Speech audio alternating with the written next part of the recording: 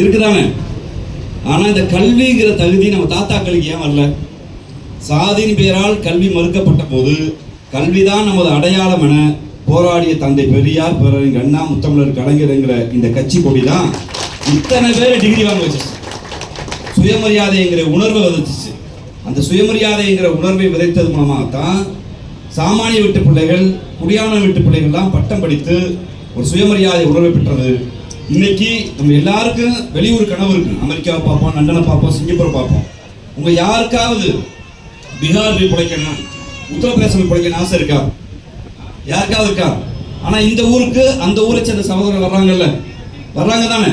அப்ப எல்லா மாநிலத்தை விட இந்திய மாநிலங்கள்ல தமிழ்நாடு சிறந்து விளங்குதுன்னா இந்த 70 ஆண்டு கால கட்டமைப்பில் பெருமரியாதைக்குரிய ஐயா எம்ஆர்கே ஐயாவுடைய தந்தையார் போன்றவர்கள் தான். இந்த வடார்காடு மாவட்டங்களில் தோல் அந்த கருப்பு சிவப்பு கொடியை தூக்கி சுமந்து பேரறிஞர் அண்ணாவோடு தந்தை பெரியாரோடு களமாடிய அந்த விதை தான் நமக்கு கல்வியை, சுயமரியாதையை, மனித மாண்பை கற்றுக் கொடுத்தது. அதன் தொடர்ச்சியாக தான் இன்று மரியாதைக்குரிய முத்துவேல் கருணாநிதி ஸ்டாலின்ங்கிற நம் அன்பு முதலமைச்சருடைய கைகளை பற்றி நாளை வளர்கிற இளம் தலைவர் நம்முடைய சின்னவர்களுடைய கையை இறுக பிடித்து சுயமரியாதை, மதச்சார்பின்மை, மொழிக் கொள்கை, தமிழ்நாடு என்கிற உணர்வோடு நாம் முட்டு சென்றிருக்கோம். உறுதியா ஏதோ ஒரு இடத்துல நாம் வெல்லுவோம்.